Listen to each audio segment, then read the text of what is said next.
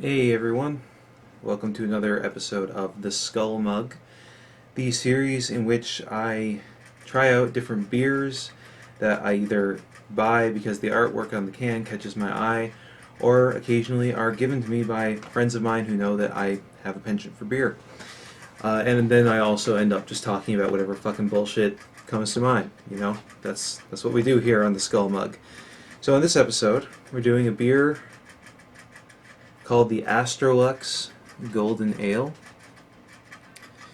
and it is done by Lucky Luke Brewing Company and Strung Out. That is the skate punk slash melodic hardcore slash metalcore band Strung Out. And this was given to me by a friend of mine named Austin, who is a big punk fan, and I'm really looking forward to trying this one out because this apparently had to get basically smuggled across the border of the states because it's only available in America.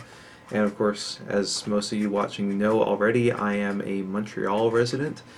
I am a Canadian citizen, so it was hard for Austin to get his hands on this, but cheers to you, man. Thanks for giving this to me. So I'm really excited to try this one out. Actually, let's take a look at the can before we pour it out. On the back it says, "We started our band out of a little carpet store in Simi Valley, California. We had nothing, we expected nothing, and we gave everything. Little did we know how many places the music would end up taking us and how many friends and devoted fans we would make along the way. After all these years, we still play like we've got nothing to lose and still believe that if you do it for the love, you can never go wrong. This is why we chose Lucky Luke Brewing to craft our golden ale. Integrity, taste, and the spirit that anything is possible when you do it for the right reason. Jason Cruz, Strung Out." I apologize for the noise going on in the background. That's Aaron's rats are having a little drink from the water, so they're making a bunch of noise when they do that. Without further ado, let us pour. Ooh, and there's a very nice, almost like clear golden look to this beer. I dig it. It looks tasty already. Mm. That is really nice.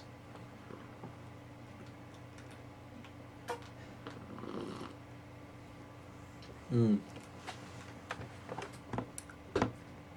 I really like the taste of this. It's almost got like a sweet flavor to it, which I wasn't expecting. Let's see if it says anything on the back of the can. It's 6.0 6.0% alcohol volume, by the way. And it's brewed and canned in Palmdale, California. But yeah, there's nothing else on it that indicates any kind of notes. So to me, what I'm getting like a really sweet taste out of this, which I was not expecting. It's very light, even though it's 6%. It feels like it's going down really easily.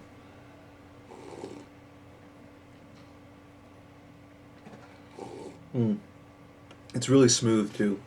I can tell that if I had a full, if I have four of these cans, I'd probably drink them really, really fucking fast because I already put it was up to here on the mug. I've already put this this much of a dent in it because that's how easy it is to drink. So I think Lucky Luke and Strung Out really knocked it out of the park with this one. Honestly, I think this is a fucking damn good beer.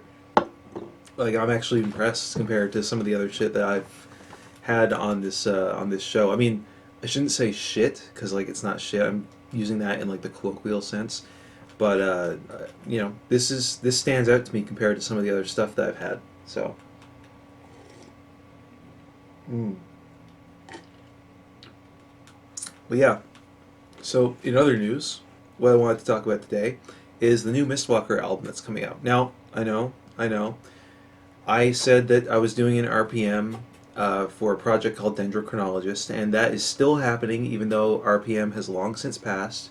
And the reason for that is we encountered some logistical issues with recording when we were going into making that EP. We were only going to do 4 songs, but we had some logistical errors. We couldn't really get to the studio on the days that we were supposed to. Just stuff kept happening, and then there was a whole hullabaloo with my van.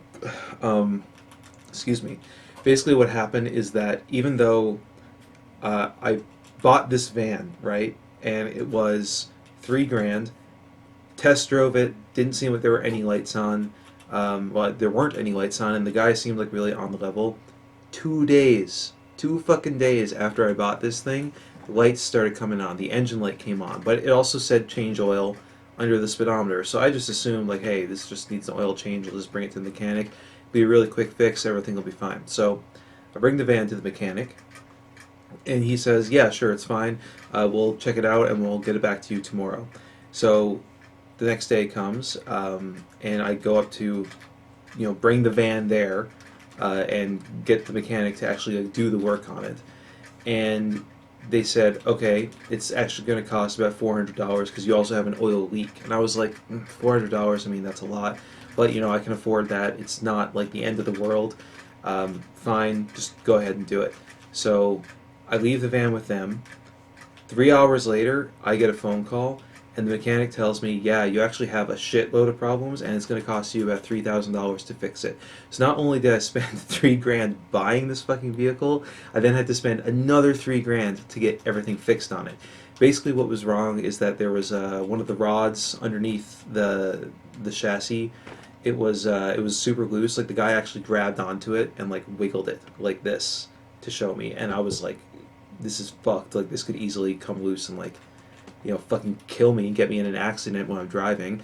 Then like the underside of the transmission was like super fucking rusted, and there were 5 separate leaks of both transmission fluid and motor oil underneath the car.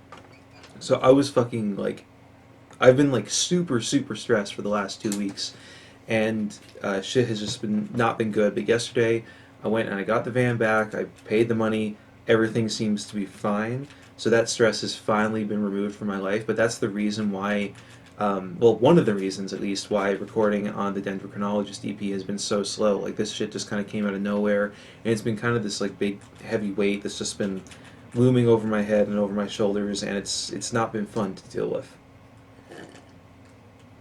But the good news is, we have guitars, bass, and drums for one song complete. The other 3 songs have the drums complete, so it probably won't take that much longer to actually finish that EP. And I'm really excited to show it to you guys because I'm really proud of the songs that we've written for it. When it comes to Mistwalker, I have had like 3 false starts on recording this new album, my 9th full-length album as Mistwalker, and there's been a multitude of reasons for that. The most prominent amongst them just being a lack of drive. Like I've been really not feeling recording lately. It's been tough to like get myself in the headspace for it, and I guess it's because I've had these songs, like I've been sitting on these 10 songs for like years at this point. I've there's fucking flies in here, I'm sorry. I've had these songs in my head, and I've been practicing them and playing them on my guitar here at home for the better part of the last 3 years. And at this point, I just really want to get them done and like out of the way so that I can move on to the next thing. And it's not that I don't feel passion for these tracks, it's just that I feel like I can't move on and write anything new as Mistwalker until this album is complete. So right now I've got 5 scratch tracks recorded on guitar so that I can use them to record drums at our jam space. There's going to be a total of 11 tracks on this record. There will be a non-metal like intro track that won't just be keyboards. I'm hoping to get a friend of mine to actually play piano and to have kind of like this clean introduction to like the rest of the songs, and the rest of the songs are going to be like standard, just like black and roll, black metal, like traditional heavy metal, speed metal, that kind of thing going on throughout the rest of the album. And I do think that there's a lot of variety on this record in terms of what I'm doing on the guitar, because there's a couple songs that sound more akin to like old school speed metal, or like the new wave of traditional heavy metal bands, like Weather Heart is a huge influence on me, Skull Fist, bands like that. I don't consider myself to be anywhere near as good of a player on guitar as any of those guys, but they've definitely been an influence on me in the way that I write my songs. And then some of the other tracks, like the title track, for example, is way more rooted in like the black metal side of things. That's a lot more like, there's tremolo picks, there's a lot more atmosphere, blast beats, all that kind of thing going on. So that's what's going on with the new Mistwalker album right now. I really am planning on getting this thing done and out there before the year is over. I'm planning a 2021 release date for this record, and I really fucking hope that I can actually get it out there and get it to you guys, because I think it's honestly some of the best material I've written.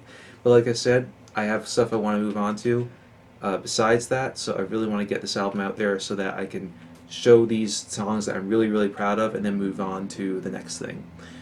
So, this has once again been The Skull Mug. I am your humble host, Greg Ravengrave. Thank you for watching. I hope you've enjoyed, and I'll see you in the next one. Peace out. Stay fucking metal.